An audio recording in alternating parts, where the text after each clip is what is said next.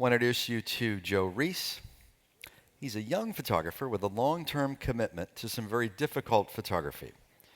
Originally trained as a field biologist, he's made a real impact as a wildlife photojournalist concerned with migrations in the Greater Yellowstone ecosystem. Now, Joe's career got started on an assignment in 2008 when he photographed the migration of pronghorn in Wyoming. It was one of the largest mammal migrations. He completed his first feature for National Geographic magazine at the age of 26 on the rarest bear in the world, the Gobi grizzly of Mongolia. Before that, he worked as an assistant to photographers Steve Winter and Joel Sartori. Recently, he was one of 6 photographers featured in the May issue of the Geographic, devoted entirely to Yellowstone on the 100th anniversary of the National Park System. Please welcome Joe Riis. Thank you, Vince. So this whole idea started for me when I was in college, and there was front page news, which in Wyoming, wildlife gets front page news, which is awesome. And scientists had recently mapped a pronghorn migration in western Wyoming and had discovered that they were moving over 100 miles from southern Wyoming into Grand Teton National Park. So I was curious about it. I was in college, and I went on to Google, like anyone else would, searched pronghorn migration, and nothing, right? So that's what I set out to do, is to make the first pictures of this migration. Wasn't quite sure how to do it. Hadn't done much photography, didn't know how, to do the field work. So I had then at the same time I heard about the Young Explorer Grant Program at National Geographic, which funds some of the first field research for young people 18 to 25. So I applied for a grant, and I received a grant and for $3,000. So I moved in the back of my truck and spent 2 years photographing these pronghorn. Yeah. And just a side note, 100 years ago, there was less than 2 billion of us, and now there's over 7 billion. We dominate this planet. We do what we want with it, anything and everything to it, and there's all this other life on the planet that's voiceless in our culture. And if we don't tell their story, then they're going to go away. And this is just one story of one little herd of pronghorn. This same thing could be done a million different times on all different kinds of life that we share this planet with. So, pronghorn migration, the first thing I did was buy a big lens, and with money I had saved up, and started to make the first pictures of this migration. Crossing rivers, being in places where they're vulnerable, where they're obviously migrating. I wanted to show that wild side of these animals. But the thing that I was noticing was I was influencing the migration. If I was getting too close to them, I would push them off, and they were reacting to me. These animals are not habituated in any way. They're hunted, so typically if they can smell a person or they're close to a person, that sometimes means death. So I needed to learn how to use camera traps, which I'd heard about. A lot of people have been using them, but no one had spent a couple years focusing on this small little herd using them. So that's what I started to do. Here's just an idea about the distance that you can get where you're not disturbing them. Anything closer, they're out, right? So this is a typical day for me. Walking a trail where I've watched the pronghorn walk before, setting out a camera and let the camera do the work. This is what migration looks like. They're all moving as one. They know where they're going.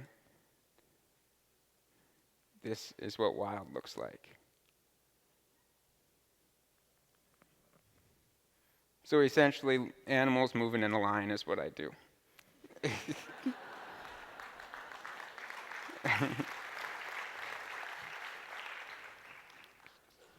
in places where they're vulnerable, where they're not usually at. I wanted to show people this new view, try to help people connect, help myself connect to them, see what they do when we're not there. There's also this discussion right now about public lands being turned over to private, which is total bullshit. And and the thing is these people say that, oh, these are wide open lands, nothing happens, they're wide open places, there's these forests, nothing's going on. Well, this is the type of stuff that's going on, and we'll lose it if they become privatized and we start using them for our economic gain. So I'm going to take you through a process of one of my best pictures from the Pronghorn Project, and it focused on the river crossings, which the rivers are fundamental to migration. These animals, they're plains animals. They like to see far and run fast. They run 60 miles an hour. They're the fastest animal in North America. They are never in rivers unless they're migrating. So I wanted to show people, what it's like to swim these rivers. This is with a telephoto lens. It's not good enough. So here's my process. I start setting up a camera. I got to figure out where they're going to be. The scientists have figured out a 5-mile section of river where they cross. I need to figure out between 2 and 3 feet of where they're crossing, and I need to figure out where they're exiting the river, which is harder. So this, obviously too late in the day, blurry. So I put the camera down close to the water. There's water spots in the lens. The light's lousy. This is not going to capture people's imagination. After a little bit of time, this happens, and this scene is like something I could have never imagined with the coming storm. And the reason I show 4 is just to give you an idea that there's a lot of, just an animal in a camera trap doesn't make a good frame. But sometimes something happens like this in the lower left that, from my perspective, is a frame. And it's a total blessing with the shadow. I mean, even on the rock, there's some imprints on the rock that looks like its mouth and eye. I mean, this is the stuff that's happening when people aren't there. But the problem is, from my perspective,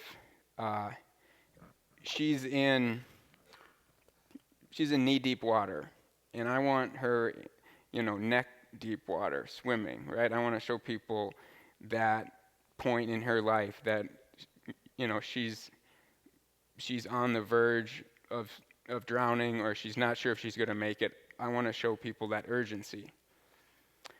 So here's me setting up a camera. I'm trying to make it look hard and cold and whatnot. I don't like getting my hands wet. But the water's cold. You see the snow on the bank? That water's like 35 degrees. So this was a spot that I came, so that last picture was 2009. I came back in 2014 for National Geographic magazine.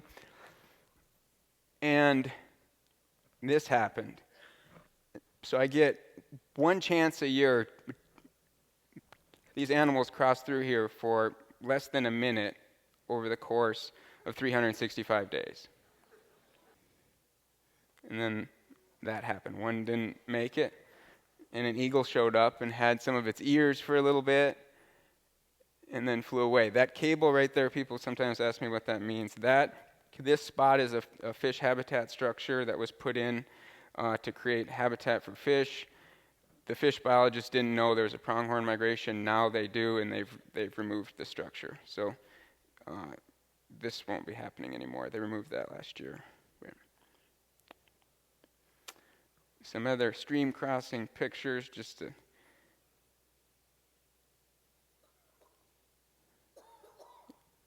and often people say that pronghorn don't jump because they evolved to run. Well, sometimes they jump.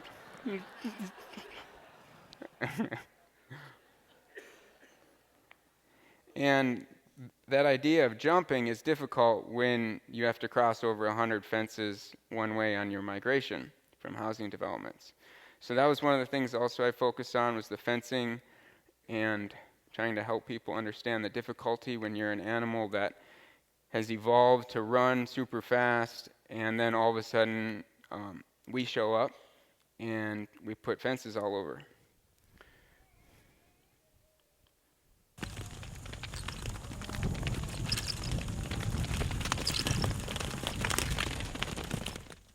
So that's a wildlife-friendly fence. It's at least 16 inches off the ground and smooth. They can move under. That's okay. But there's a lot of fences that aren't like that force them to jump, and a lot of them die on fences. This one made it away. I walked up and pulled that fence, but a lot of them don't make it. And natural gas fields. Some of the biggest natural gas fields are right in their winter range, and the traffic that are associated with this type of development is problematic. This spot right here is called Trapper's Point. It's a famous spot. It's a natural bottleneck where two rivers come together, and several thousand pronghorn, several thousand mule deer cross through here twice a year.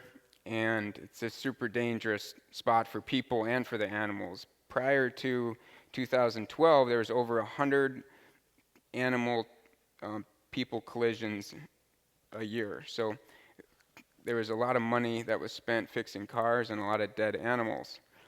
And at the beginning of this project, there wasn't a lot of outside interest, I guess, in the migration. Locally, people knew about it, but anything beyond the local wasn't really there.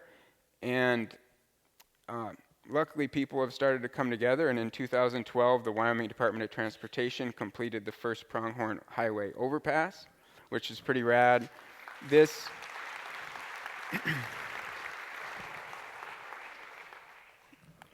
right here is the first group of 125 pronghorn going over the overpass. It's like a school fish, and then you can see one mule deer that thinks it's a pronghorn right there. That's okay, we're all a little different. All right. Okay, so pronghorn. At the end of this project, I thought I was done. I thought I had documented the migratory animals, and I moved on. And a couple of years after that, I got a call from the same researcher who had studied the pronghorn, and he called and said, "Hey, I had just put some collars on these mule deer in southern Wyoming, a little bit farther south than the pronghorn corridor, and I thought they were residents right along the interstate there, but actually they're moving much farther, 150 miles to the north, right along the pronghorn corridor." For some reason, I had my mule deer blinders on and was just focused on pronghorn, but there's these animals right there that were moving longer. We just didn't know about it. So that's what I started to photograph after the pronghorn. And here you can just see that the mixed land ownership of public and then some private lands. And this, I think, challenges our idea of a connected landscape. And the reality is we still have the abundance. We still have these migrations. Looking forward, we need to design our landscapes if we want this kind of abundance looking into the future. This migration has 5,000 mule deer. It's probably the best known plains to mountains migration in the world. It's a common animal with a super extraordinary story. I mean, this animal is totally wild. And of course, we got some fences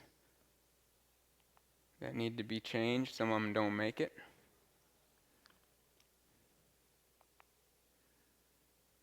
They cross a couple highways. And the one thing we can do with deer are underpasses. They like to go under, pronghorn like to go over. This type of thing we need to be doing all over the West. It's safer for everybody. It makes sense.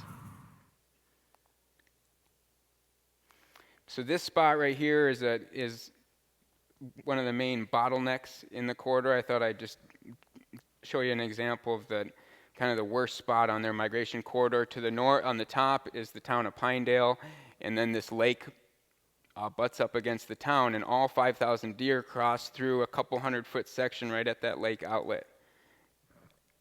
And there's a proposed housing development with 300 houses. This is that spot right here.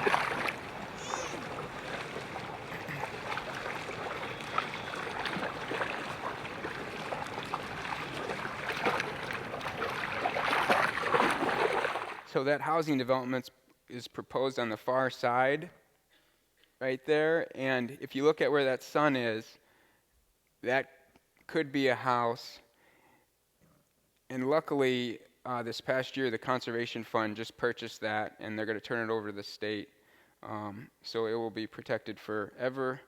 And this is what conservation looks like, I think, when scientists partner with the land agency, with the state agencies, federal agencies, and purchase these critical chunks of ground. So I think it is good.